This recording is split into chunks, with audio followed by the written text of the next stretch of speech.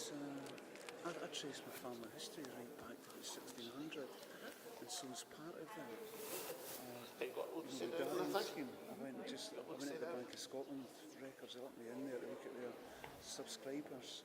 And there was hundreds, if not thousands, of people from Dalkeith that subscribed to this diary scheme. So it's always, it's a really interesting ancient town. What is it? I was really surprised actually when I was like Mark.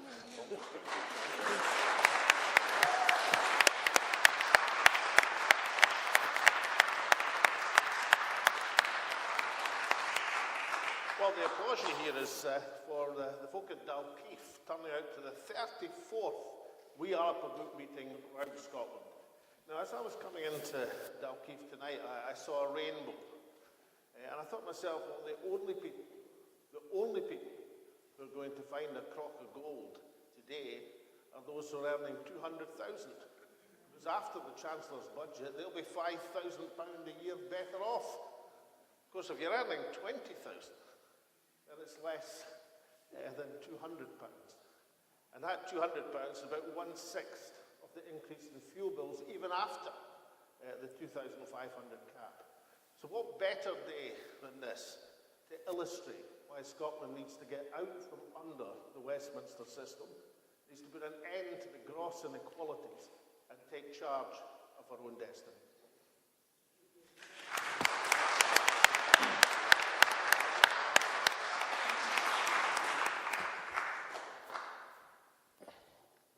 So many thanks for coming along this evening. The event was advertised as Alex as well as Tommy Sheridan, but Tommy's had to cancel at the last minute due to illness. So we've got Eva Comrie here who's stepped into the breach.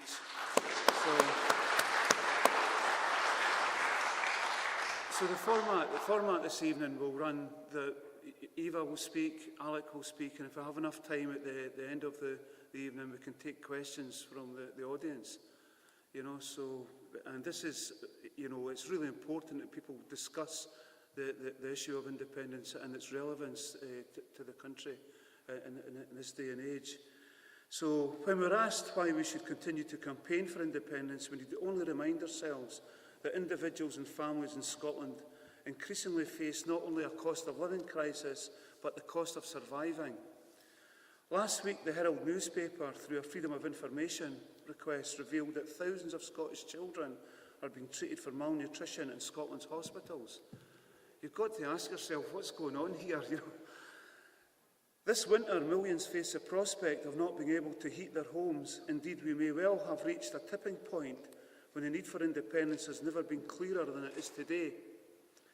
This is not just a cost of living crisis. We have two crises in Scotland: a humanitarian crisis in an energy-rich Scotland where people can't afford to heat their homes, and a greed crisis where the wealth of Scotland is transmitted directly to the UK Treasury. Unfortunately, many of our politicians seem content to sit comfortably on their fat salaries, while their constituents freeze and struggle to feed their families in the looming crisis. The people of Scotland want a better, fairer society and deserve better than this. Therefore, we campaign for independence. Thank you.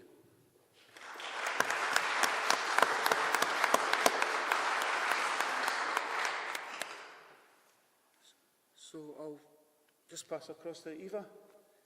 Thank you very much.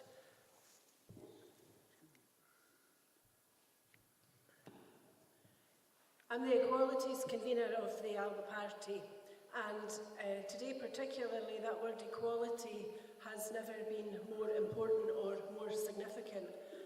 I left school in 1980, just a year after Thatcher was first elected, so I have a long and strong memory of the darkest days of Thatcherism, and I feel a terrible sense of dread and awe that Trussonomics are really going to be Thatcher on speed. And today I was as astounded as everybody else here to understand and listen to the announcements from the Chancellor to the effect of a reverse Robin Hood strategy. Most of you will remember Alan Bastard played by Rick Mail. That's where we are. So we're robbing from the poor to give to the rich.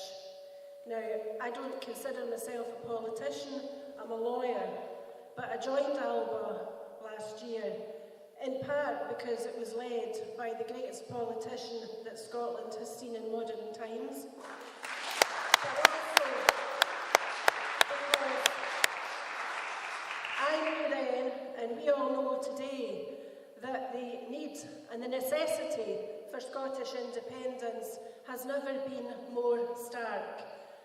Ours is, as we know, an energy-rich country brimming with potential in terms of all of our industries. We didn't get an oil fund, we appeared not yet to have a wind fund, and our people are hungry, our people are starving, our people are going to be cold this winter, and as Kevin Bridges got stick for saying last week, but he was right when he said it, Her Majesty Queen Elizabeth will not be the only old lady to die in the UK this year, and the sadness is that there will be old ladies in Scotland tonight, hungry and cold and scared of what the future may hold. Now, a couple of weeks ago, I was in George Square in Glasgow for what was referred to as a recovery event. It was a commemoration by people in recovery and families of people in recovery for their relatives and their friends who had lost their lives to addiction. And what I heard there, I will never forget as long as I live. Not just testimonies of lost souls and some with happy endings because they've been able to become rehabilitated and rebuild their lives. But I heard that for many in addiction and in difficult times, it's cheaper to buy oblivion in the context of a handful of street Valium at 20 pence each than it is to heat your home or heat your dinner or survive. And what's wrong in Scotland today, and what we collectively have got to change, is that far too many of our people have lost hope. And we need hope, because we need to know that collectively we will change the destiny of our people and of this country by transforming what is currently crass and gross inequality. And the difference between the haves and the have-nots has never been more stark. And that is what we will turn around with independence, when those of us in the majority care about each other, care about community, and are not in it for the privileged few who will benefit dramatically from the decisions made by the Chancellor today. So I support Alec and Alba wholeheartedly, because it is Alba who will drive us towards independence, but it needs us to be a united yes movement where we will all gain and make Scotland better for all immediately. Thank you.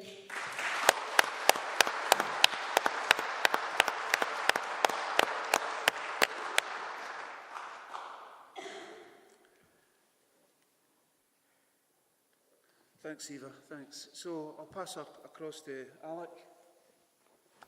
Thank you. Thank you, Chair. You can tell I'm the leader of the party because I get the lapel mic. Now, I was just thinking when Eva was speaking there, she was reminding us all of the wonderful portrayal by Rick Mail of Alan Battar as you have to say that very carefully, because as a Tory politician. Actually, Alan Battar, as I remember him, would qualify as a left-winger in today's Conservative Party. I mean, he would be expunged from the ranks of government because he was showing too much of the milk of human compassion.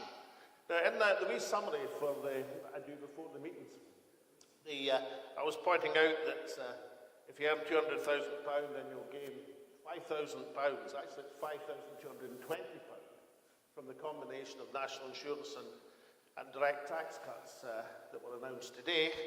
If you're on £20,000, you'll gain £167. I'll just repeat that so we can work out the full enormity of what's going on. If you're on £20,000 a year, you will gain your total gain from the combination of tax and national insurance will be £167. And if you're on £200,000, you'll gain £5,220. Now, we're in a church here, but you wouldn't have to be a Christian or of any faith to understand that for thousands of years, humankind have rejected that sort of inequity. So the culmination of human progress over the last few thousand years, and all the great religions and all the other ethics that have been developed by humanity, have come to a conclusion. And Kirk, who sounds like a villain in a Bond movie, we actually need to get Sean Connery back to sort him out, I think. He actually has the effrontery to stand up in the House of Commons and announce this as a great triumph.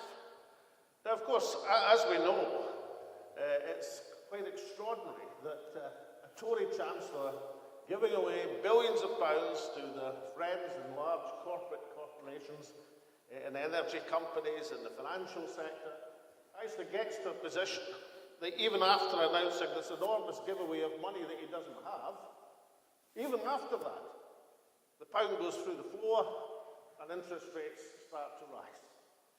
So even the giveaway, for anybody in middle income with a mortgage who's thinking, well, I'll get maybe £1,000 out of this, not only will that be wiped out by the increase in energy bills, won't it only be totally undermined by the inflation, they just need to wait for next month's mortgage rates to see it totally swallowed up as mortgages go through the roof and sterling goes through the floor, fueling inflation and impoverishing every working person in the country.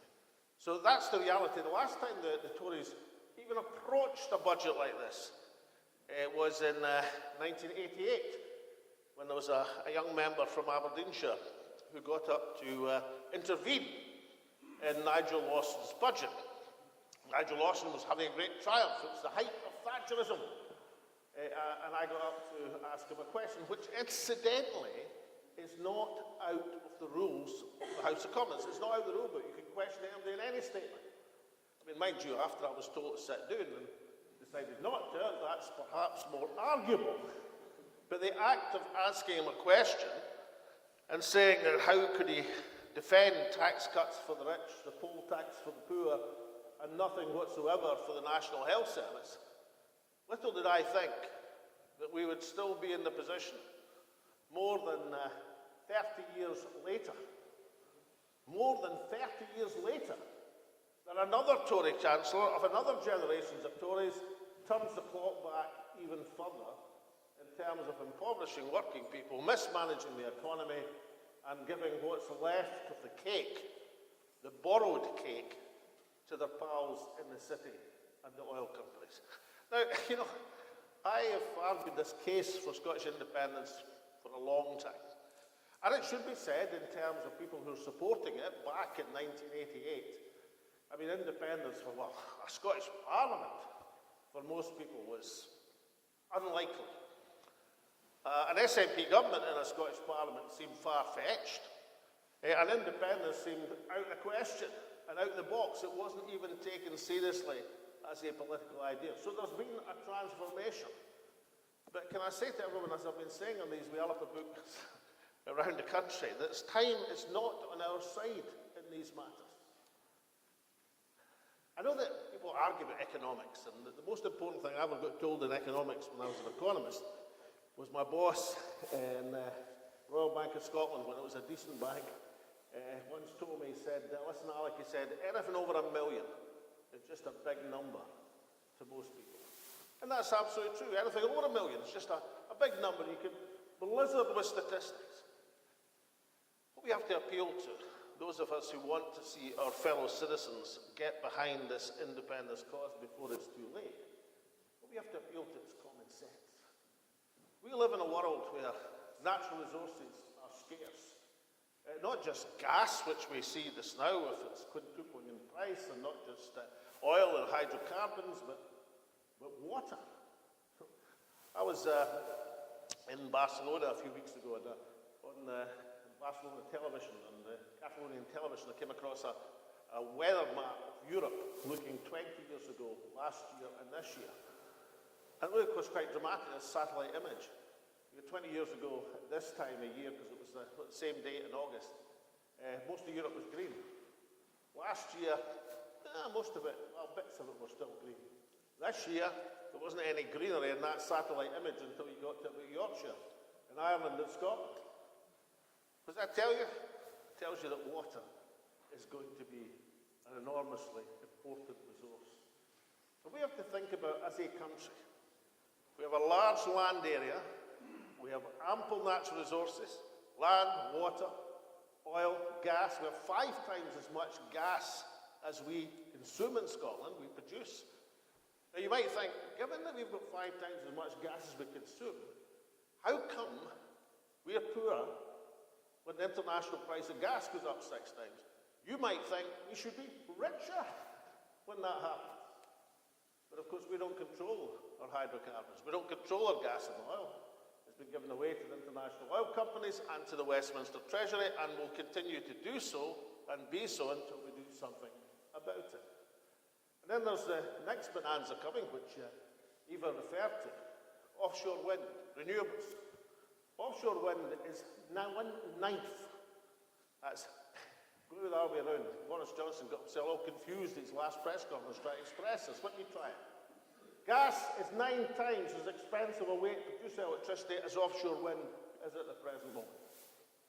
And the price of offshore wind is coming down. Nuclear, the great new investment of the Tory government, is twice as dear as offshore wind, and it's still going up, as it always does, because they haven't answered the essential questions. Scotland is already self-sufficient in renewables. The only gas station we've got is at Peterhead, which comes on occasionally to boost the grid. So I'll ask the question again, why are we all paying? Why are we to be grateful that our oil and energy bills, our household electricity bills, are only going to double after the energy cap over the last year? Why are we to be grateful that the oil and gas producers in the shores around Scotland and the energy providers and those who are providing cheap energy through their sensible investment in renewables are going to benefit to the tune of £100 billion, untouched by the Tory government? Untouched. I mean, you might think that a sensible, rational, a numeric person, I understand the Chancellor was on a winning team in University Challenge. I mean, God help the other teams. I mean, Bamber Gascoigne must have had an off day when they got through. You might think that when you're struggling for cash, you're having to borrow excessive amounts, you're putting pressure on interest rates and inflation and sterling, that you might think, well, maybe we could ask these big corporates, some of whom even volunteered incidentally, we might ask them, maybe, maybe give us half of your windfall gains, or maybe 30%, or maybe 10%, something. Not a dicky have they been asked to pay. I've never seen a country more capable as the UK in mismanaging its natural resource endowment, of wasting the wealth, most of which is in the waters and shores around Scotland. And the contrast, of course, we should make is with our nearest small country across the North Sea, Norway. A generation ago, when I was an oil economist, Norway decided, tell you what we'll do, how we'll tackle international oil companies. Because people said, what's tiny little Norway going to do with a massive oil company, of Chevron, of BP, of Shell? They're going to take Norway at the cleaners. And all Norway did is said, well, actually, through our company Statoil, we want a share in every single oil field. We're not paying for it. That's what you get for your license. And they had a share in every single oil field in the Norwegian sector. And that meant they had information about every single oil field. And that meant they evolved a taxation system where they not just produced more oil and gas, but produced far more benefits for the Norwegian people. And that's why, of course, they now have an investment fund of $2 trillion, the largest investment fund in the world. Now, you might look at me and say, well, actually, that's all over now. Oil and gas, that's finished. Well, I think we've had a demonstration that it's not finished. It's still very powerful. And, of course, it is possible to make it environmentally compatible with the future of the planet. All you have to do is insist that every single licence you offer comes attached to a commitment to carbon capture. You don't get a licence unless you store your carbon. They'll still drill, they'll still exploit, they'll still produce, and they'll store the carbon. And out of that, we might get the hydrogen economy, which will actually have a clean burn gas, which can heat our homes and enjoy the proceeds. But our point is, the thing that Eva mentioned, the offshore wind, is worth billions. And what did the Scottish Government, and it was the Scottish Government, the Crown Estates Commission, one of the very few benefits we got out of the vow. Remember the vow? Week before the referendum, you don't have to vote for independence, the Daily Record. In fact, Murray Foote, the editor of the Daily Record, who brilliantly as a piece of journalism, disgraceful as a piece of morality, actually produced that, now works for the SNP. So obviously he's had a complete Damascene conversion, now sees the error of his ways, maybe, maybe not.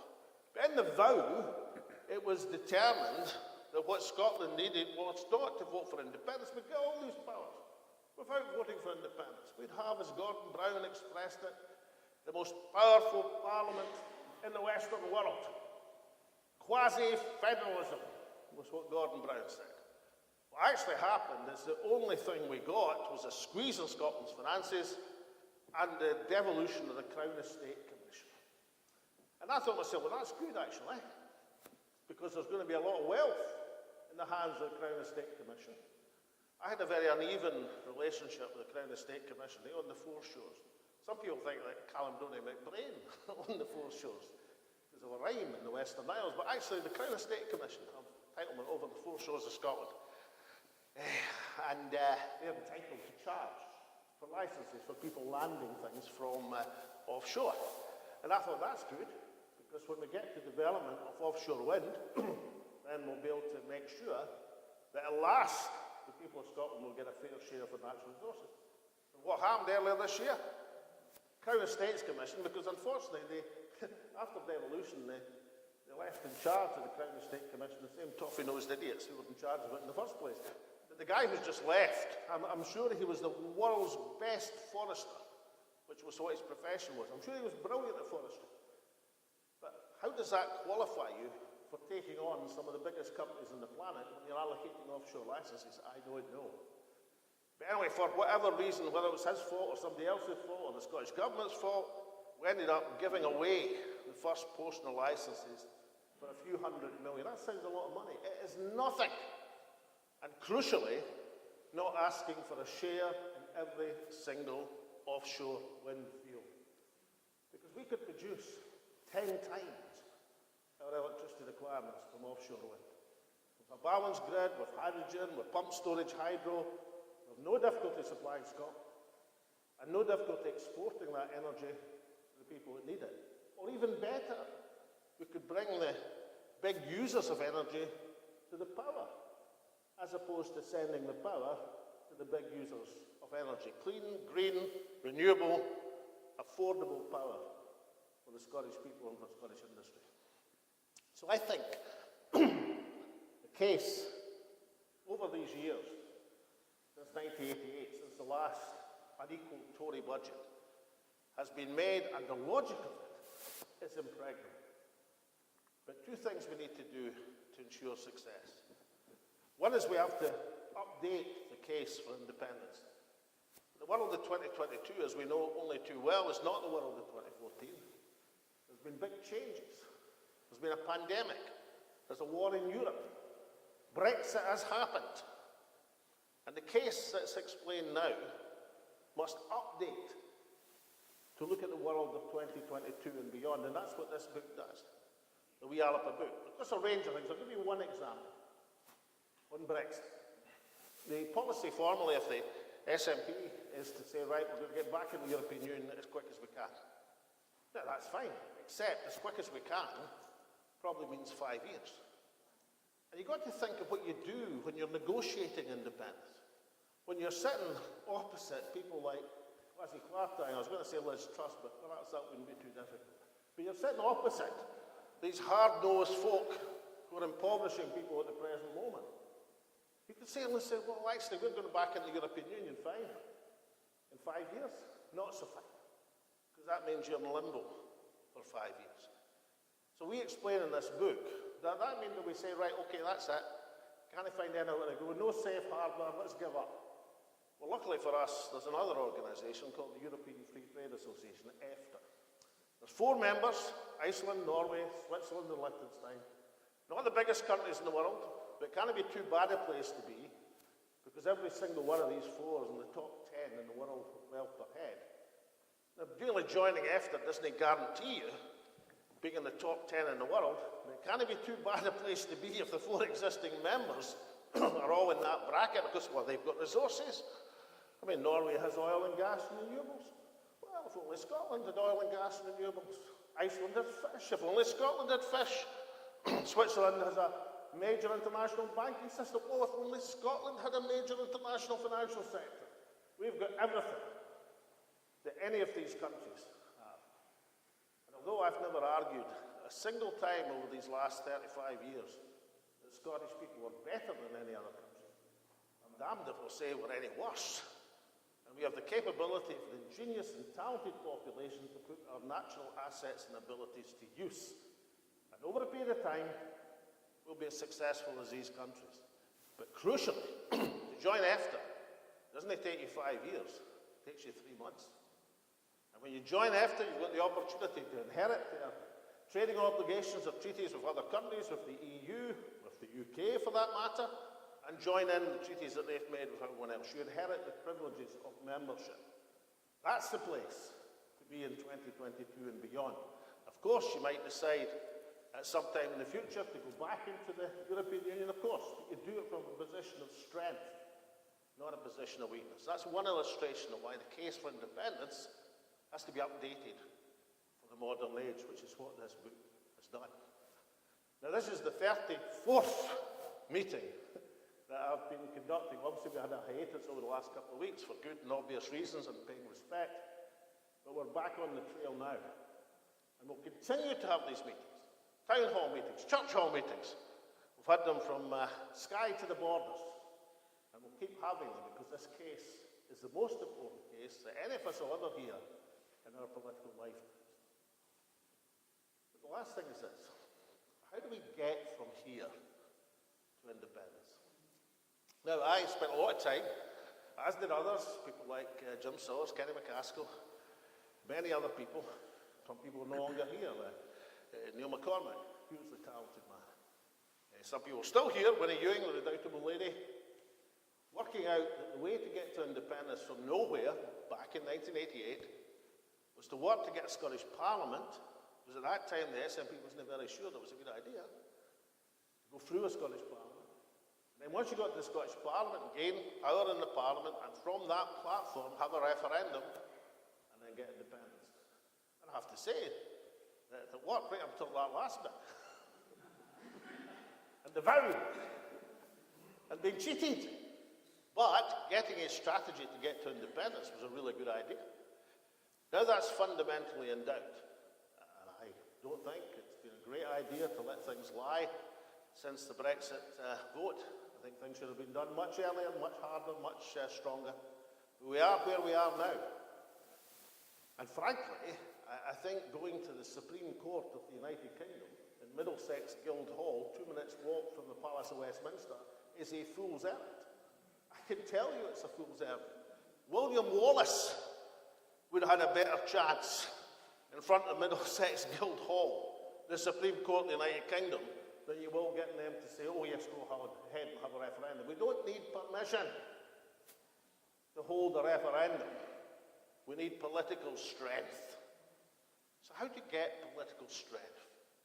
But just before the summer recess, Kenny McCaskill and Neil Hanby, the 2 Alba MPs, intervened in Boris Johnson's leaving celebration. Intervened. And the Speaker went apoplectic. I mean, I thought he was going to have a heart attack. He was totally out of order, incidentally. He can't do what he did. But leave that as aside. So that dominated that day. And you say, oh, well, that's just one day. Everybody forgets about the next day. Let's say it was happening every day. There are nearly 50 MPs in Westminster who believe in Scottish independence. Let's say every single day of every parliamentary session there was an intervention. And you don't need to intervene by standing up in the middle of the Prime Minister. You can intervene by parliamentary tactics. A guy called Charles Stuart Parnell held Westminster in the palm of his hand in the 19th century. You can play Parnell with Westminster if you've got the political determination to do it. We've never been in a position of almost 50 nationalist MPs. Use the position. Because of all the mounting difficulties of this government, the economic storms, the markets, sterling plunging, interest rates going up, and all the rest of it, they couldn't even conduct a session in Parliament until they answer Scotland's democratic call. Then where would they be? They would have nightmares about coming into work. So there's ways and means with the political will. Secondly, you don't have to stay in Westminster all the time. We have right now a majority of MPs and MSPs who believe in independence. They should meet as a convention now and take that appeal to the international community, not to the Supreme Court of the United Kingdom, but to the international courts where we might get justice, who will recognise that Scotland as a nation is entitled to the right of self-determination, whether it's the UN Charter, the Helsinki Accords, or in terms of freedom of expression, the Strasbourg Court in Europe. But the collective will of those who are elected to serve is what represents the sovereignty of Scotland. The sovereignty of Scotland doesn't lie in Westminster, it doesn't lie in the Supreme Court, it lies in the elected members chosen by the Scottish people. They just have to exercise it. And in combination with popular demonstration, you have the ingredients of political pressure that will bend Westminster to Scotland's will. Back in 2012, I don't know how many of these things. We had 6 MPs at Westminster. We had a majority in the Scottish Parliament. And David Cameron through his coalition government, had a majority at Westminster. But he had to bow to agree a referendum. Why did he do it? Well, there's a whole range of reasons why he did it. But the biggest reason was he thought we were going to have our own. If he didn't agree, then we were going to have our own referendum, as he thought, a free question referendum, which were guaranteed for progress. And he thought, well, far better to agree to a single question referendum. So he agreed to a single question referendum, and the Scottish Parliament set the terms and the franchise and the date. But it was a matter of political pressure, a strategy. No matter of saying, I'll write a letter when I get a no, I'll say, oh my goodness. Or I'll write a letter when I get a no, I'll go to the Supreme Court. A matter of using the political power and pressure that you've been invested. I'm not saying it's easy. I'm just saying it can be done. I only got one mandate for a referendum. One. There's been 4 since 2016. And if we're not prepared to have politicians who exercise that mandate, then we're going to languish and we'll come back. Hopefully I may not come back. Well, some of you will come back. Not all of us. In 30 years' time, and we'll be saying, my God, that's another Tory budget. This time, they've gone for the whole works. You know, nobody earning less than, I don't know, 100,000 gets to own a house, or whatever. God knows. But we have a choice to make. There's alternative destinies out there. We can either be a self-respecting nation with control of our own resources, with the talent and ability of our population, make a success of our country so we can hold our heads high, or we could be coming to meetings every time the Tory Chancellor has an unequal budget and saying, they've done it now. I prefer the former, because the former is the route to independence and self-respect. Thank you very much.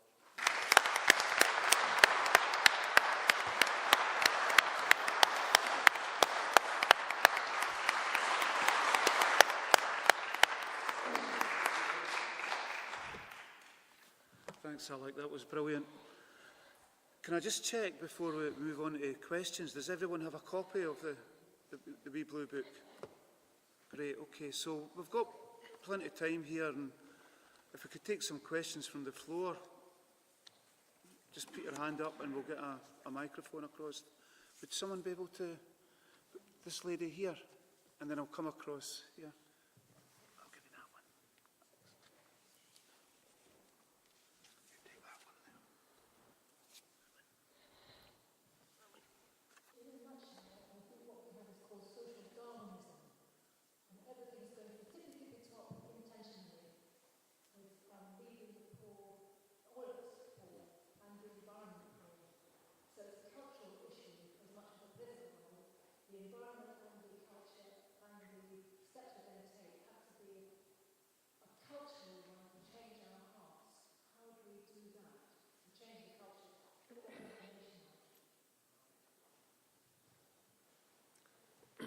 I think it's a very interesting question.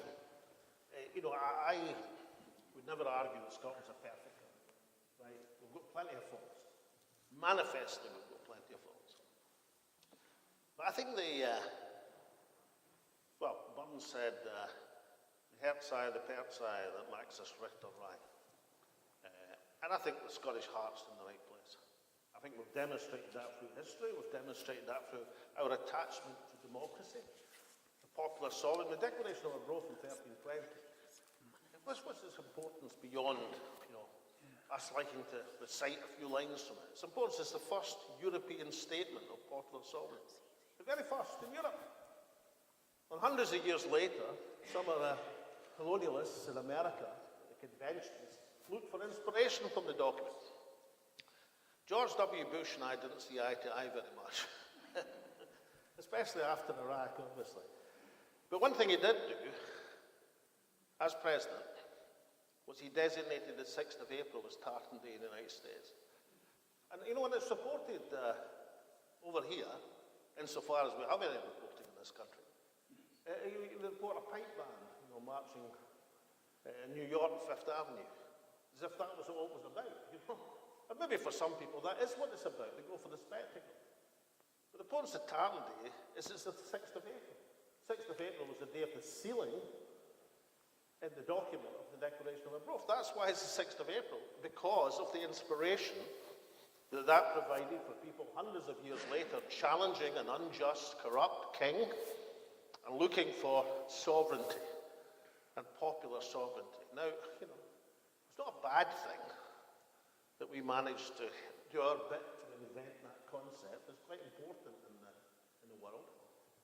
We stand for other things as well. We're one of the first countries in the world to have virtual universal literacy. And because of that, people say, when I was a lad, my granddad used to give me this booklet about all the things that Scotland had invented. And I was thinking to myself, what's like us, eh? We did this, tarmac, the bicycle. We did that, penicillin. What a thing. We must be really, really, really, really clever that we invented all these things, and the rest of the world seemed to invent collectively, perhaps the same amount, perhaps no. Because the reason we invented all these things is we were one of the first countries on earth, I think Scotland and Bavaria actually, to ensure universal literacy and education for all of the population. And because we educated people, then you had more people who could discover things and invent things and become geniuses. Because other countries were only using that small section of the population that Kwasi Kwarteng was addressing his budget to today, while Scotland was using everybody. Hence the demonstration of Scotland. An American historian wrote a book, Arthur Herman, saying how Scotland invented the modern world. And given it was an American that wrote it, I think we can say, fair assessment. Some bits of the modern world I'm not so sure about, but nonetheless. So I think the heart's in the right place. There is our national poet Robert Burns is one of the greatest exponents of equality and humanitarianism the world has ever seen. Abraham Lincoln took his inspiration in the dark days of the American Civil War. He had a book of Burns' poetry at his bedside and read it every night to give him strength. So we've made a contribution. We're not perfect, we've got manifest faults, but we have the opportunity, if we choose to handle it, of an enormous platform of resources, or talented population, to actually do some good in this world, further good, if we've only got the sense and sensibility and courage to grasp that opportunity.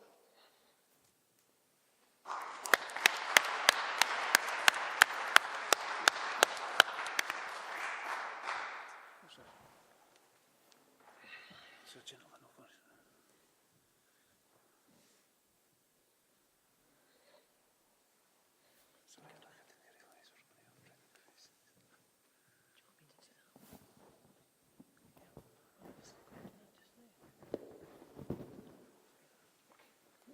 I'd like to ask Alex, you mentioned, you said time is running out. What do you mean by that? I suppose I was playing on something that Nicola Sturgeon said not long ago. She said time was on our side. I don't think it is on our side. I think there's a time and tide in the affairs of people that you've got to grasp. And Scotland's opportunity is now. This is the constitutional opportunity. The majority of the population, we find from the social attitude survey, are now in favour of Scottish independence. It's 23% back in 2013. The day I signed the Edinburgh Agreement with David Cameron, there was a YouGov poll showing support for independence at 28%. I thought it was very inconvenient. The rest of the day was a triumph, and I got this poll, But those two big things happened. One was the referendum experience. And the people who went into that referendum were quite different from the people who emerged from it. Because while some people believed the vow and were conned and taken in and all the rest of it, many others, for the first time, saw the possibility of Scottish independence. That transformed the support.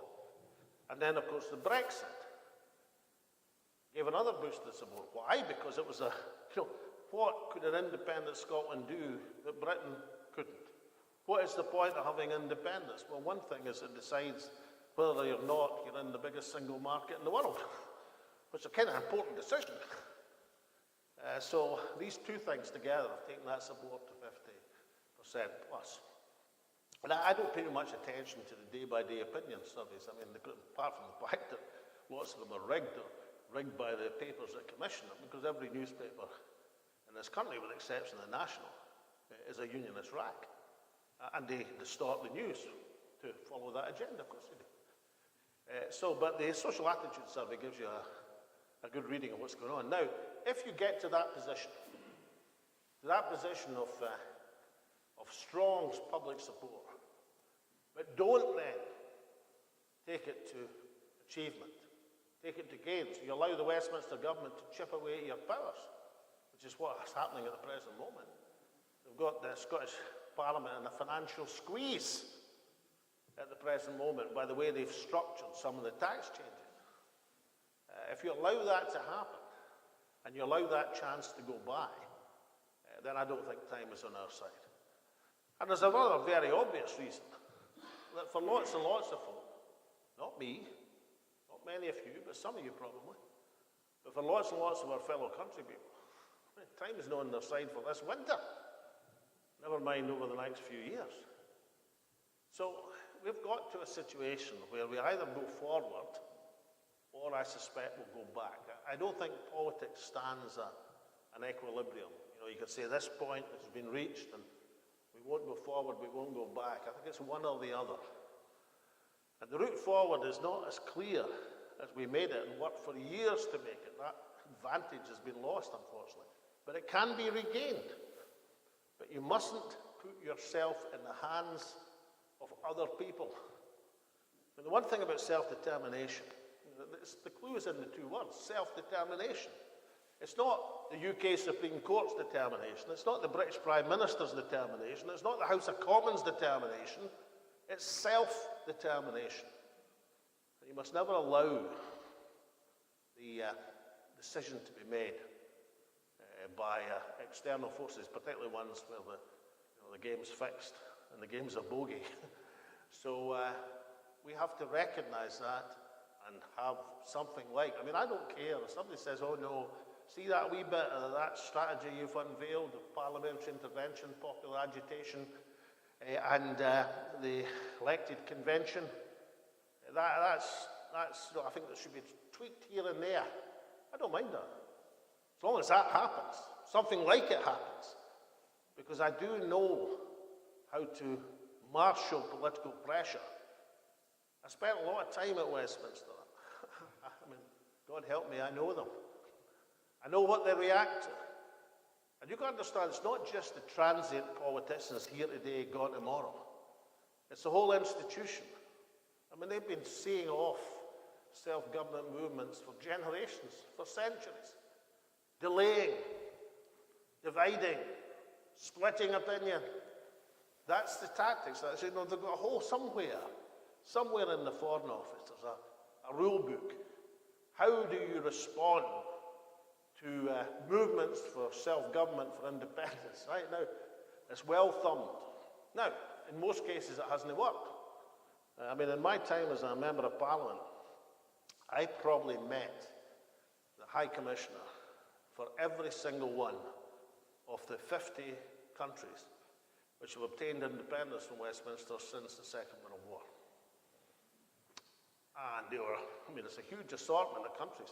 Some large, some small, some rich, some poor, some highly successful, some struggling. Enormous range of countries. You know the one thing all these 50 had in common? Not one of them said, we're coming back. Not one. So I think we're at a turning point. We either go forward or Scotland will be dragged back into the dark.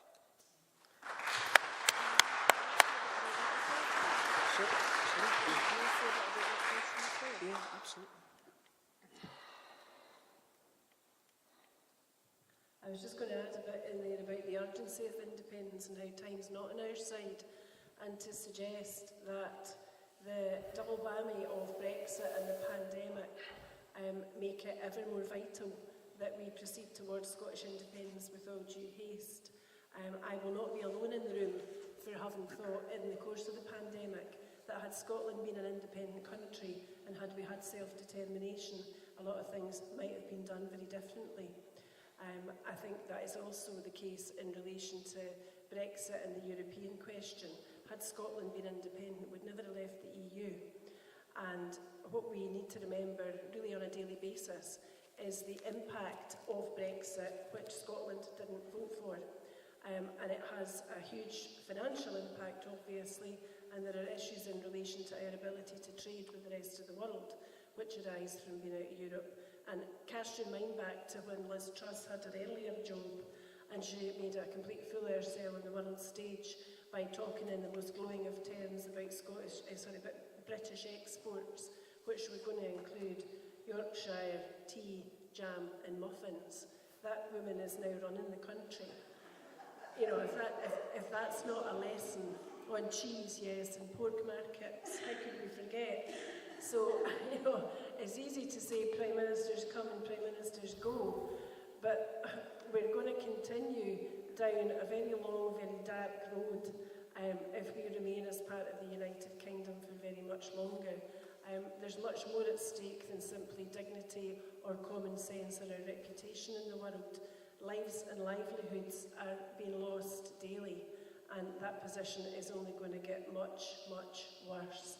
And yet, what we know is that the current Tory government are basically quite inept. They look after each other, they look after themselves, they look after corporate interests.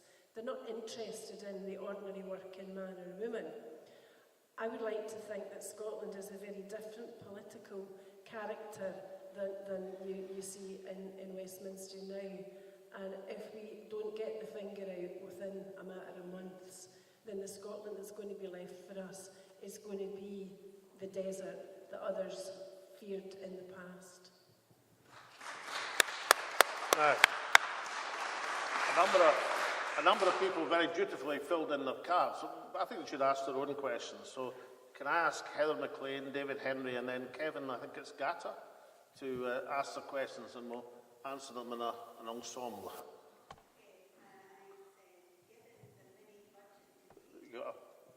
Given the mini budget today, where tax cuts have been given to the top earners, what advice, not that they listen, would you give to the Scottish Government in order to alleviate pressures on Okay, and then David Henry.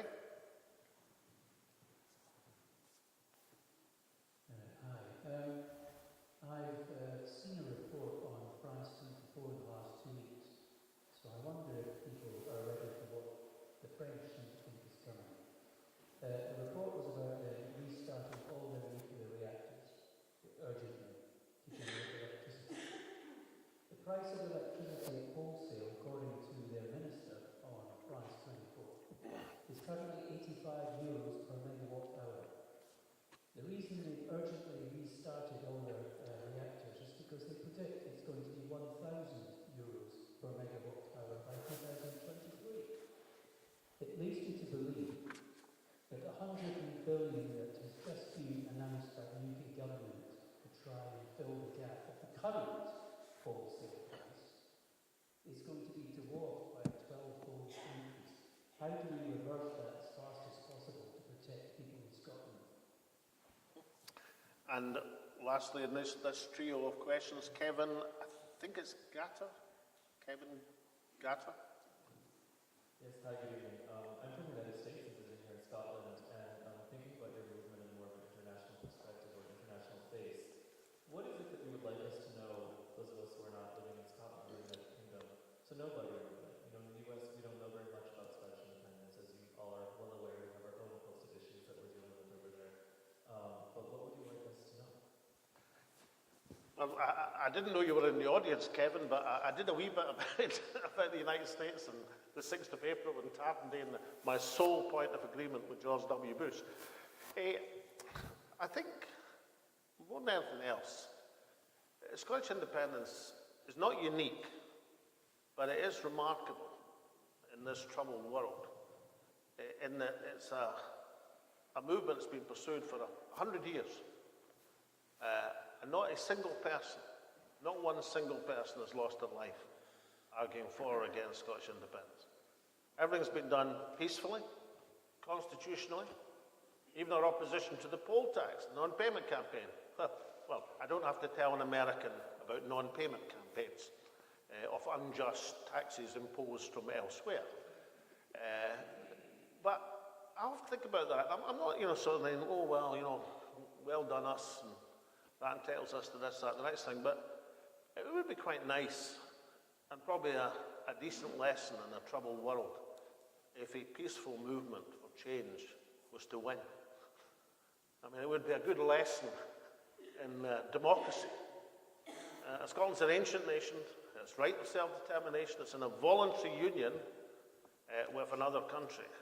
And if that country is allowed to unilaterally renege on that voluntary union, which has been accepted more or less by every UK Prime Minister over the last 50 years, even Margaret Thatcher, Scotland's greatest political opponent in living memory, said in her memoirs, Scots are an ancient nation. If the Scots were to determine on independence, no English politician should gainsay that process.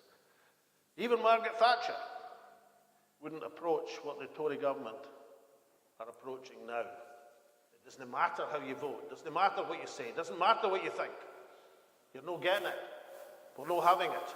We're going to keep you fast with the resources. So I would say we ask our American and international friends to respect a movement which conducts itself peacefully and constitutionally, to respect the ancient nation of Scotland and its rights, and to recognise that if these rights are not to be acknowledged internationally, then everything else that's said in the world is so much hot air. Because unless you believe in these things, you don't believe in the international rule of law or effective order. That's what I would say. The other thing is that Alba International, which you're free to join, is a very effective organisation. Just arranged a series of meetings for myself and other members of the party leadership with hugely important and influential people who bent a very sympathetic ear to the cause that we're enunciating. When I was First Minister, I had an organisation called Global Scots, which was a way of, mostly economically, of Scots, because there's many of them, as you've probably noticed, in the United States. Some are more Scottish than others, incidentally, thinking about your erstwhile president. But, you know, there's most countries have Scots in extremely influential positions, and we use that economically to help with inward investment and exports. But we're trying to replicate that sort of thing politically in Alba International, because many of the people in Alba, I mean, I won't say which international organisation it was, but I was visiting it recently, and I was phoned up by the head of one of the departments saying he was an Alba member. Why hadn't I looked in when I was in seeing them? So that sort of help is extremely important. Now, Heather, the Scottish Government's caught in a vice now. I think that's certainly what I would do, is I would look at the allowances at the bottom end of income tax to give more help to those earners at the bottom through the allowances which they can control. But the top end is a huge problem. Why is the top end a problem, right? Because there's a 1% differential just now, and if it goes to 6%, then you'll see people re-domicile from Scotland to England, and if you're earning that sort of money, you can do it. Just like that. So if we're keeping that, because that's the sort of taxation system we want, it's very difficult to coexist with an unequal system south of the border. What you might want to do is to look at, because I, as First Minister, introduced a range of benefits, social benefits. I called it the social wage in Scotland, where lots of things that other people pay for, like university tuition, are free to Scots, because I thought these things should be beyond economics. Education should be free at the point of need to do some of the things I was talking to the lady about in terms of giving people an educational opportunity. But these things, are paid for. That's part of the social wage.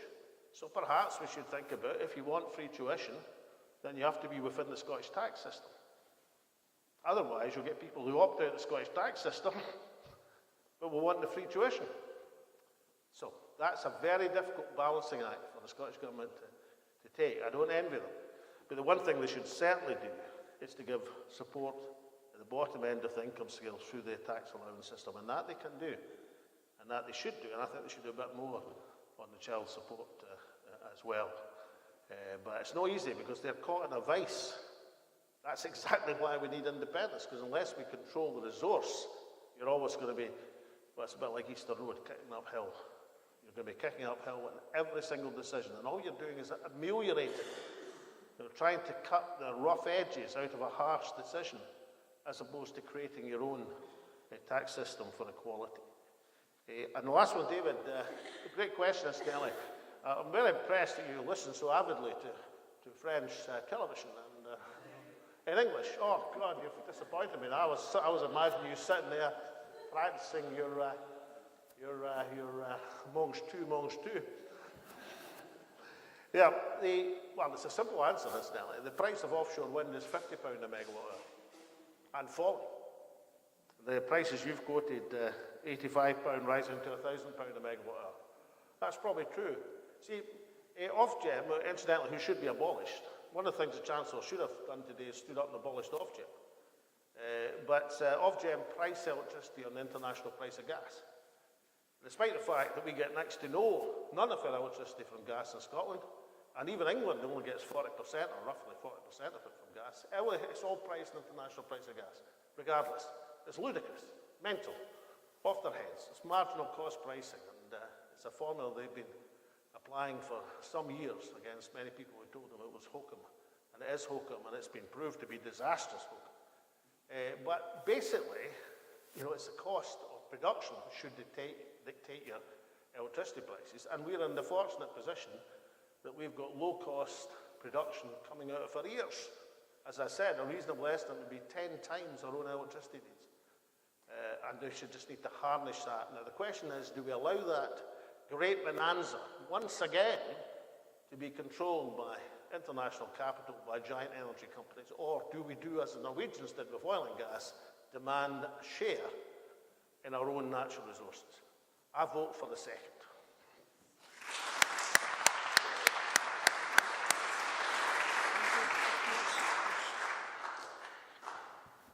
Heather, in relation to your question about what can the Scottish Government do, what the Scottish Government could do overnight to assist families, particularly as to increase the Scottish child payment to at least £40 per child per week. That would have an immediate, probably transformational impact for some folk. What they could also do is extend the rollout of free school meals to all children in nursery, primary and secondary school. I think most people here will have seen a headline in the Sunday Herald last week. It was along the lines of a nation divided. The top half of the page was an item about hungry children and hungry mothers, and in particular, one woman who was interviewed had explained that she mainly survives by eating the leftovers from her children's plates. Scotland 2022, mums survive on the leftovers of their children's plates. And this particular lady obviously was losing weight. She was clearly very unwell and was unable to afford to buy herself new clothes that fitted. She couldn't afford to buy a belt and narrated in the starkest of terms, which I'm sure reduced many reading it to tears, that she held her trousers up with the elastic band that she normally tied her hair with. It's simply unacceptable in this day and age, and it reinforces the reason why we say time is not on our side, because that lady will have friends and relatives and colleagues who have similar experiences to her and similar tales to tell. People think that if you're getting what is considered to be a reasonable income from benefit or from a part-time wage, that somehow you should be able to perform miracles, because some folk, especially some politicians, don't understand what poverty actually is and how grinding it is, and the impact of hunger, what that does, what it is to live in a cold house, what it is to not be able to heat your home. And, Billy Connolly used to tell the joke about when the priest came to visit his mum and the bairns were up the stairs and they were fighting over the sleeves of the duvet. For some folk, that's not a joke. That's real life again, and it will be this winter for far too many. So the top half for that front page of the Herald last weekend was about want, and the bottom half of the page was about the monarchy. And I see we have a question here about whether or not we keep a monarchy come independence.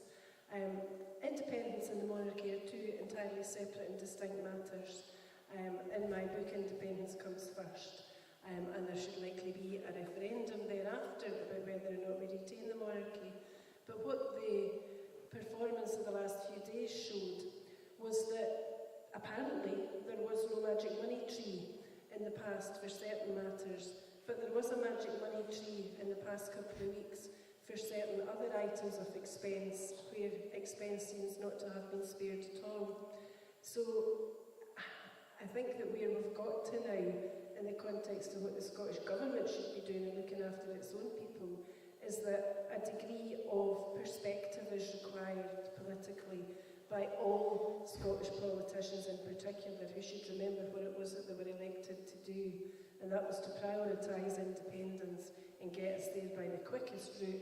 Otherwise, that lady who featured on the front page of the Herald is going to be joined by an awful lot others who unfortunately will know what poverty is and how grinding it is becoming.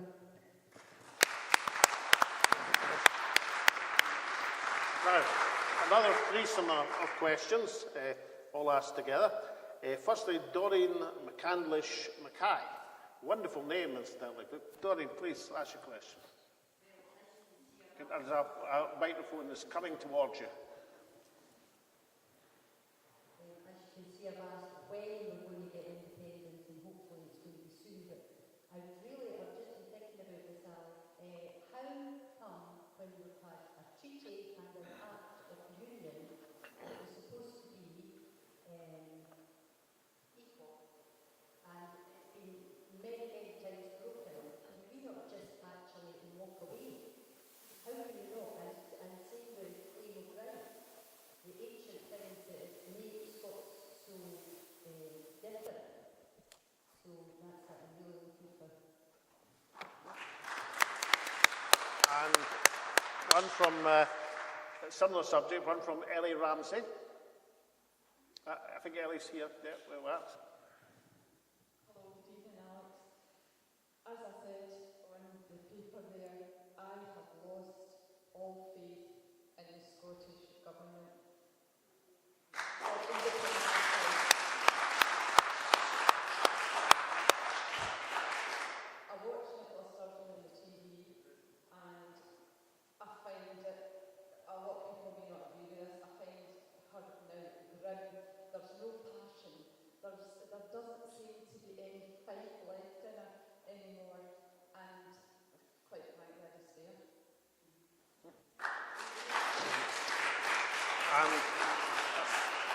special similar theme from Catherine. Over there. Catherine's over there.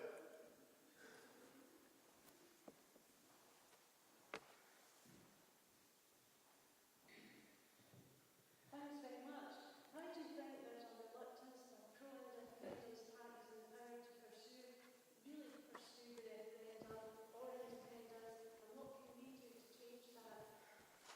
Okay. Well, I want to start with Doreen. Claimant rights really interesting. I mean, I was quite struck by Roddy Dunlop, who's the Dean of the Faculty of Advocates, a very distinguished and brilliant lawyer in Scotland, was having a debate with a variety of people about the claimant right. They said, oh no, that's ancient history, it's meaningless. And then blow me, at the Accession Council, King Charles III has to swear an oath to uphold the principles of the claimant right.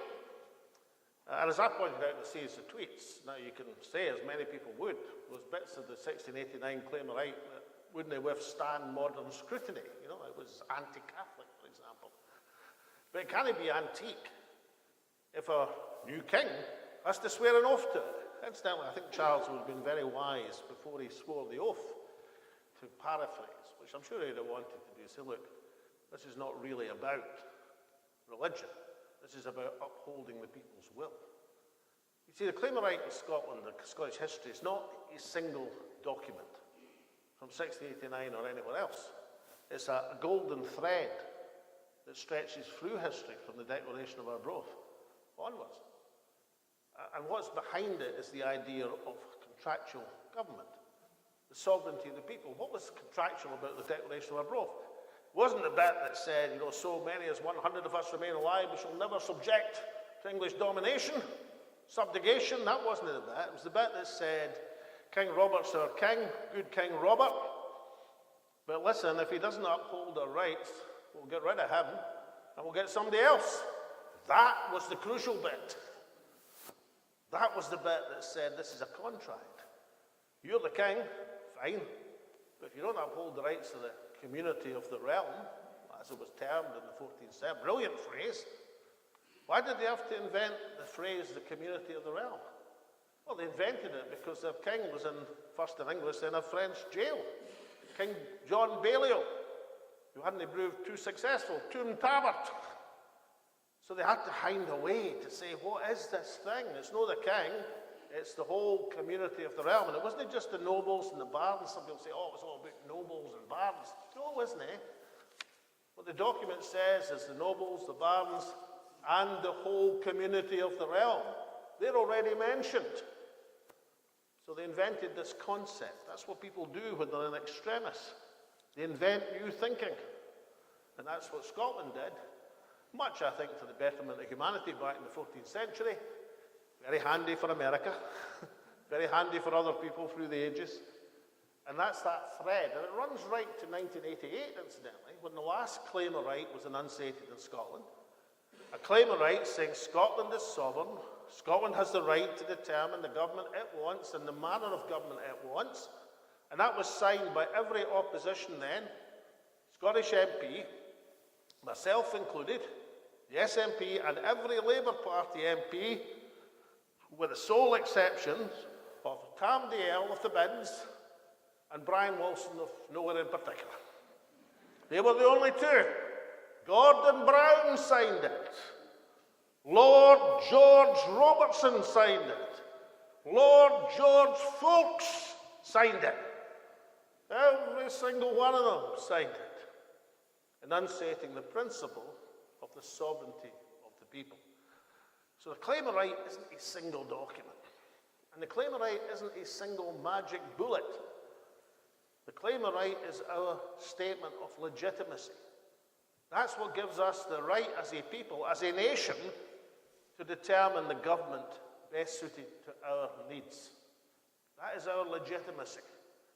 And we will not get that upheld in the Westminster Parliament or the Supreme Court. We'll get it upheld in elected politics. So the form and the substance of what we should do is we should use the elected politicians of Scotland who say they believe in independence, demand that they are the convention because they have the elected base. They were elected, they're entrusted. The sovereignty has been passed to them by the people, and they have to exercise it. They have to fulfill their job. Otherwise, as the community of the realm said to good King Robert, if you're not prepared to do it, we'll get rid of you and we'll get someone else. So the answer to your question is no mystery. It lies in every bit of our history as a nation, as a country. If they won't do it, get rid of them and get people in who will do it, who will discharge their responsibility. Now, in terms of what was said about Nicola, I mean, well, my view of what she announced a few weeks ago was not an independent strategy, it's an exit strategy. She's looking for an exit, not an independent strategy. And we have to have an independent strategy. But make no mistake, regardless of who it is, if an independent strategy is announced and unsated, then we'll support it. Alba will support it. There are 2 MPs, the whole party. Name the day. Well, the day has been named for next year, 19th of October, I remember. And you won't have any problems with unity in the Yes movement.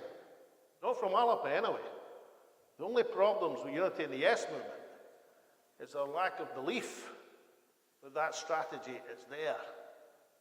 But the answer, friends, to get it there lies in that declaration of all these 700 and more years ago. If good King Robert won't do it, get someone else.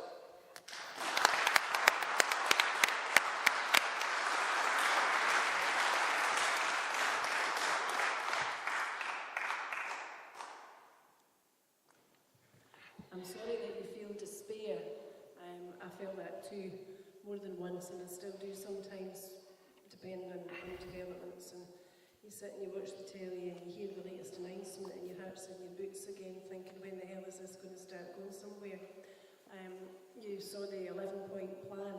I don't know what number of that we're on just now, but it feels like about number 1 sometimes. In reality, though, Alex spoke about electoral support and electoral events. But between now and October next year, what needs to happen, quite frankly, and I think everybody here knows this, is that the Scottish Government, the leadership of the SNP, has got to move up a gear and must look serious, and must look far more serious than it does at the moment. That is said, being very conscious that Alba absolutely, completely, totally supports the notion of a referendum next year. We would prefer it to be earlier than October next year, but if it happens then, we will be 100% behind it. However, we can only have that referendum if either the Supreme Court authorises it, or we're led by a government who are determined to proceed with it anyway. So we have to make sure that the referendum occurs, and we also have to win it. And we're only going to win it if we continue to persuade people around to the independence cause. And we're only going to persuade them round to the independence cause if we sound that we are confident about Scotland's abilities to stand on its own 2 feet. And so sending a letter now and again, or making a wee plea now and again, or standing with a begging bowl, looking like the wee waif in the corner that's a bit clueless and not altogether too sure and hums and haws, is exactly what leads to Boris Johnson, Liz Truss and the rest of them having no respect for the Scottish Government and no respect for SNP MPs at Westminster. What SNP MPs at Westminster should do, as Alex has alluded to, is try some of the tactics of Parnell. Because in everything that's happened in the past few months in the context of independence, the one event that true independence supporters invariably cheer and salute is Kenny and Neil's stand walking out of Westminster. And people at meetings like this say repeatedly to us, why the heck didn't the SNP get up and follow them out the door? Well, why didn't they? A direct challenge to Ian Blackford and his cronies. When are you going to follow them out the door? Because there is absolutely nothing to be gained by going to Westminster and sitting there meekly and mildly talking the talk if you're not going to walk the walk. Walk out the door, you'll get back in again eventually, but show them that Scotland means business.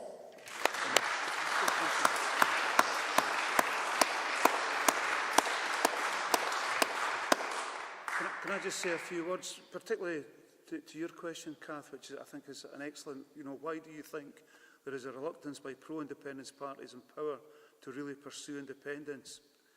Well, in my view, they've become too comfortable. And independence is a revolution, a peaceful revolution, nonetheless, but a revolution.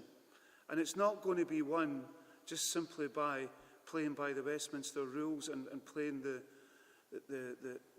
game of the establishment. We've got to, as has been pointed out by both Alec and Eva, we've got to look at other tactics such as were pursued by Parnell in the 19th century. So unfortunately, and it hurts me to say this because I was a member of the SNP for 3 decades, but they've become the gatekeepers, in my opinion, for devolution. And they're quite happy with the status quo as it is. And in order to move forward towards independence, we need to shake that up.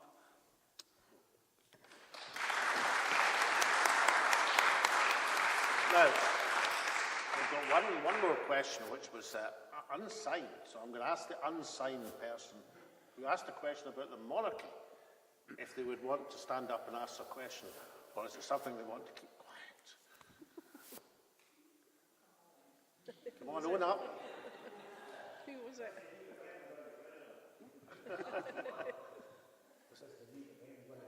Okay. Well, somebody asked the question, should we keep the monarchy after independence? So I'll give you my views on the matter. Now, I watched over the last 2-3 weeks this amazing parade of people who came on television, BBC, Sky, claiming to know what the late Her Majesty the Queen's mind was on the issue of Scottish independence. I actually watched a lady in Sky the other night say that the Queen had managed her passing at Balmoral to manipulate the case against Scottish independence. And the Sky presenter, instead of asking why she had this amazing insight into Her Majesty's mind, was nodding away. Aye, that'll be right, None of these people had talked to the Queen about it. If they ever met the Queen at all, it'd be in a line, saying hello, hello, probably very nervously. I probably spoke to the Queen more about Scottish independence for obvious reasons than any living person. I mean, other people met the Queen a lot more than me, but I doubt very much if Gordon Brown spent most of his audience speaking to them about Scottish independence. I just doubt that. But I did. And certainly everyone at Balmoral, I think every audience, touched on the subject. Now, in 2011, I went to Balmoral and I made a suggestion to Her Majesty the Queen. And I should say that it's no secret I held the Queen in the highest regard. I admired her before I ever met her properly, and I liked her an enormous amount.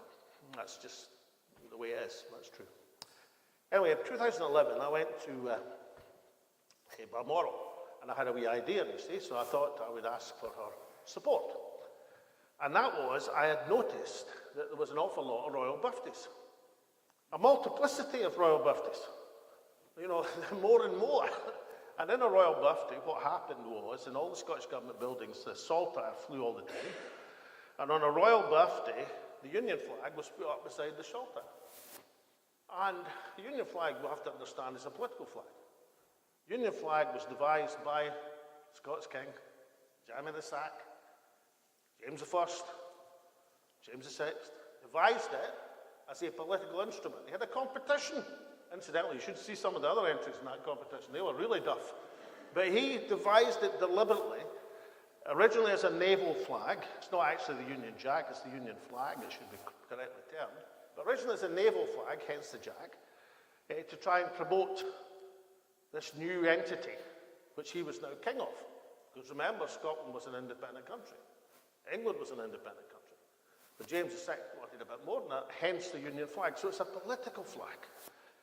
So for obvious reasons, as the nationalist First Minister of Scotland, I wasn't over-entranced by having the Union flag flying outside all the offices of which I was custodian. Except on Remembrance Sunday and Armed Forces Day. Why? Because that's the flag that people fought under, and you have to respect that, in my opinion. But royal birthdays seem to be a bit much. And I mean, there was like 25 of them, and probably a lot more now. So I said to the late Queen, I said, look, I think, given it's a royal celebration, that we should fly the Royal Standard of Scotland. The line rampant, as people here will know it. And she said, well, First Minister, is the Royal Standard a popular flag in Scotland? I said, ma'am, it's beloved. Of football fans, of rugby fans, all of whom fly it illicitly, but all of whom love flying it. It is beloved, ma'am. And she said, well, that's what we'll do then. And that's what we did. And that's what still happens to this day. Now, some people think, probably my successor incidentally, think this stuff's not important. I think it's enormously important. Incidentally, the Queen's advisors weren't too happy. I can tell you the later correspondence was quite fraught. But she knew what she was doing. And she knew what I was doing. Because she was an experienced, intelligent lady. You know, she'd seen every Prime Minister since Churchill. She wasn't going to get bamboozled by Alex Salmond. You know, so she knew exactly what I was doing, why I was doing it, and she knew exactly what she was doing. You see, unlike all of these commentators who never spoke to her about the issue of Scottish independence, I think it's probably true as Sir Tom Devine, probably the one intelligent person they had commentating on the whole thing. Incidentally, the BBC commentary team, did they know what the Royal Standard was? When the Queen's coffin was draped in the Scottish Royal Standard leaving Balmoral, as you all saw, some English historian says, what's that big lion? Well, you could just about forgive him. But the rest of the commentary say, we don't know. They're quickly looking up Google. You know, that's how bad it is. That's how entrenched the ignorance is. But imagine the Queen knew what the Royal Standard was. And she knew what it represented. It was the Royal Standard of Scotland. Because I believe that by, I don't know what 1977, I wasn't around in 1977. Sir Robert Devine said she thought she was an instinctive unionist. That's probably true. But she was also a very pragmatic woman who moved with the times. But she was a princess. She had every reason to believe she'd become Empress of India. By the end of her reign, she delighted in being head of a Commonwealth, of which only 15 countries have her as head of state. She moved with the times, and I've got absolutely no doubt that if the referendum in 2014 had gone a different way, if Scotland had voted for independence, she'd have spent the last 6 years happily as Queen of Scots. I've got no doubt about that whatsoever. Now, whether you think it's discharging her duty or whether you think, I think she might have liked it, actually. I really do. That's my opinion, but at least it's an informed opinion. It may be, of course, that in her wisdom, and she had seen them come and go, 15 Prime Ministers, 15 First Ministers of various countries. Maybe, she said, well, I'll just spin this boy Salmond a line. Maybe. I don't think so, Phil. Because that wasn't what was in her eyes. I think she'd been proud to be Queen of Scots. Now that brings us to where we are now. I think, as Eva rightly says, if we're successful in this enterprise, and we establish an independent country, then there'll have to be a written constitution. And people after independence will vote on that constitution. They'll vote to what rights they want to see as a country. And one of the issues in that constitution will obviously be the head of state. And my guess is, if you're establishing an independent country in the 21st century, you don't automatically think it'd be good to have a hereditary head of state. And people say, oh, why was it different? Well, it's different because the Queen was there. And she had been there for 70 years of exemplary service. Times change.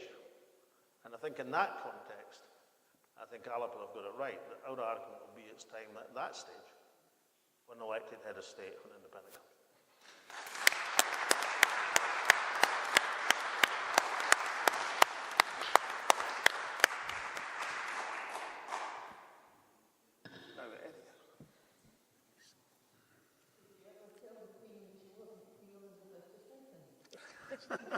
Well, look, I didn't have to, because that's another piece of substantive evidence.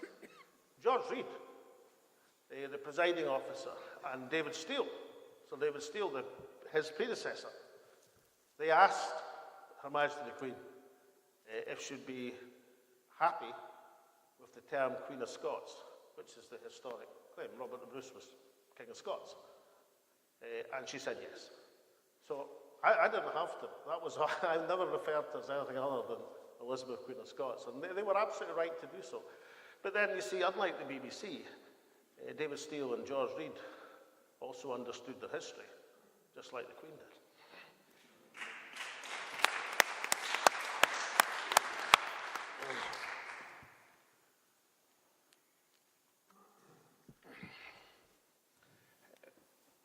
I think we'll be our last round of questions before we wrap up. Yeah.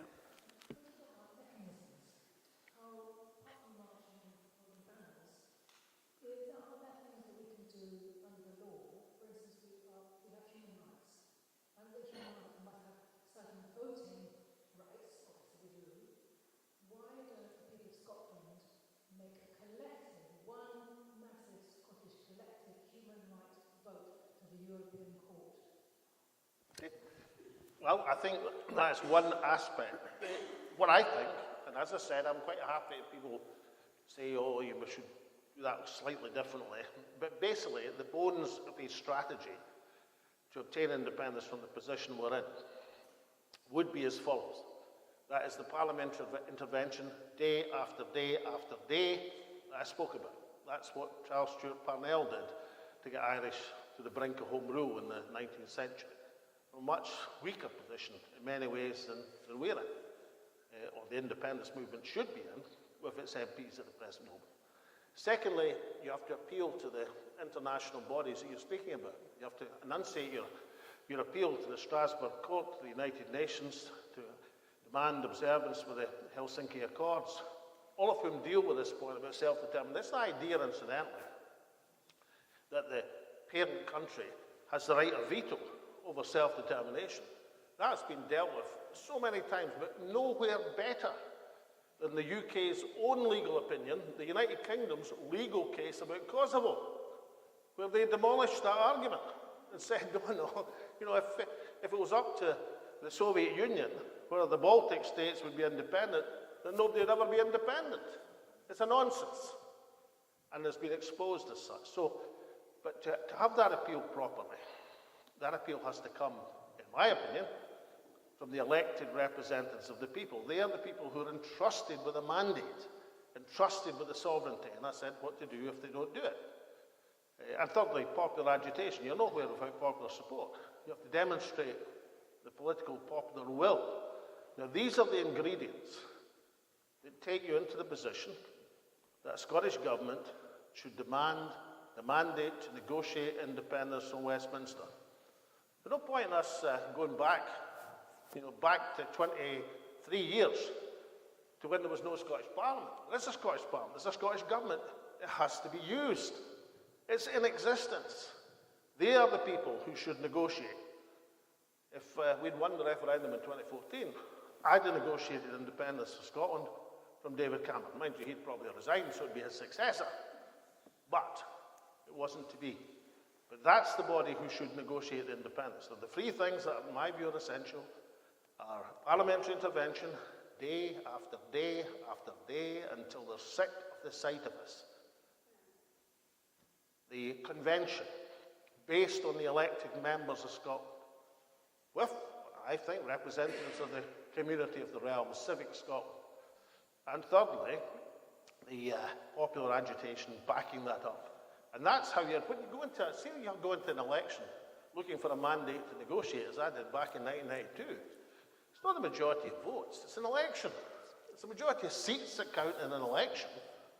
People vote in elections for all sorts of things, but you look at an explicit mandate to negotiate independence. That is a virtually impregnable position, where you have a majority of representatives in Westminster from Scotland, a majority of Scottish MSPs, but there's one vital ingredient without which none of this ever comes to anything, and that is political will. You have to have the will to do it.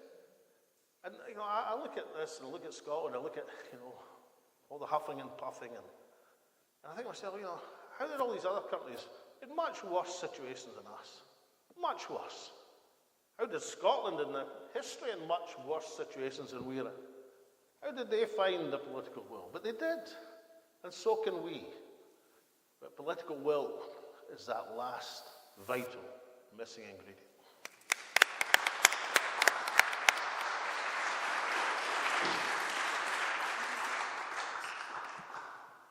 It's no secret that I'm a court lawyer, and if you've got a case going to court, you don't wait for the decision and then decide what your next move's going to be, because you never put all your eggs in one basket.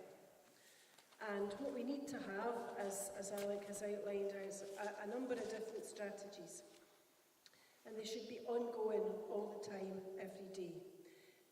We should not be sitting on our hands waiting to see what the Supreme Court says. The Scottish Government shouldn't be sitting on its hands waiting to see what the Supreme Court says. Our MPs and our MSPs should be being visited and emailed and called repeatedly, and they should be told day in and day out that we, the people, demand action. We require them to be accountable to us. We elected them over and over again on a mandate to get independence. We didn't elect them to sit and wait for the Supreme Court to say no and then decide what the next step was going to be. So I think that what we, everybody here, should be doing is we should be saying to the First Minister, you promised us in, I think it was January 2020, a constitutional convention. Where is it? There's no reason for that not to happen now. Alex referred to that too. Every Friday from now until the 19th of October next year, every MP, MSP, councillor, elected who supports independence should be meeting in Edinburgh once a week to figure out the plan as to how we achieve independence if we're not going to get that referendum, and if we are going to get the referendum, how it is that we're going to persuade people round to our way of thinking. So in terms of where do we go from here and who can do what, the other stuff that we as private individuals have to do is to persuade others of the case for independence. And we have to make sure that our friends, our relatives, our neighbours, our colleagues, our local shopkeepers, the folk that we meet when we're doing the messages, that they are actually registered to vote and that they understand the importance of voting. Now, it's self-evident, you would say, but actually it's not, because we know sometimes if the weather's inclement, as it is inclined to be in October in this country, people don't go out to vote because it's raining, or because they think, oh yes, we'll be so far ahead, my one wee vote's not going to make much difference, I'll no bother, they'll have plenty of votes without me. That's the kind of stuff that folk do say to each other. So I think it's incumbent on everybody who seeks independence for Scotland. Each one of us has to do everything that we can to sell why it is that this country should be independent. It's a natural state for a country, a sovereign people, to be independent. And the reason that we want independence isn't so we can say, yeah, boo, sucks, it's our oil, it's our wind, it's our water, we're away with it now. That's not the reason. The reason that we want independence is to make this country the place we know it should be, where that woman on the front page of the Herald eats her own dinner off her own dinner plate, bought with her own money, and she sees her children being educated. She sees her children being fed at school. She can use the NHS when she needs to. She doesn't need to have conversations with neighbours about getting an appointment for a hip replacement or a knee replacement and being told it'll be 2.5 years before we can get round to you. But if you've got a spare 15 grand, we can do it next week. That's the kind of thing that's happening in Scotland today, and it's wrong. That is not the country that we want, and that is not the country that we should be building. We should be building the country that Scotland should be: prosperous, safe, peace-loving, egalitarian, where folk like me, I was born in 1962 and I lived in a caravan till I was 9, but I got to uni and obviously became a lawyer and watched as others in similar circumstances to me were not so fortunate. I cannot see this country go backwards. I cannot see it go downhill. I want all the children of Scotland to have all the opportunities that I grew up with. Nothing less will do.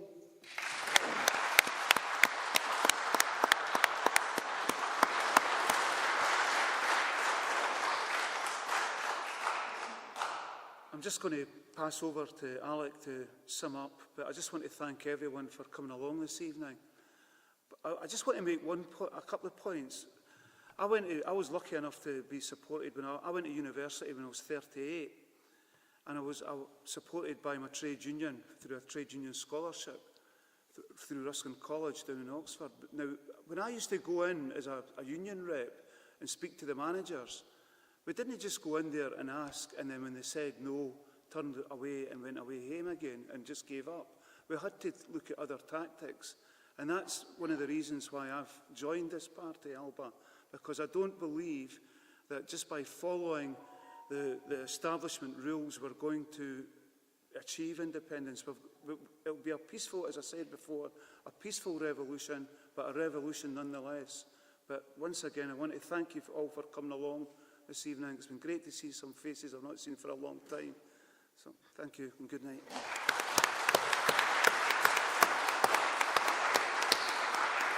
Well, now I get to wind up for the people watching in Independence Live. So firstly, can we have a vote of thanks for Eva Comrie?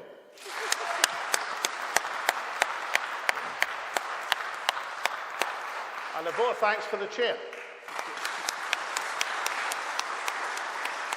Well, this has been the 34th We Alba Book meeting of the series. And the next one is not too far from here in Trinent next Thursday, where that firebrand Kenny McCaskill, who did a marvellous speech in the House of Commons today, will be speaking along with me in Trinent next Thursday. So get along to Trinent if you possibly can. But in closing this meeting, can I thank the people of Dalkeith for making this event tonight here in Dalkeith a very worthy 34th meeting of the Wee Alba Book. Give yourselves a round of thanks.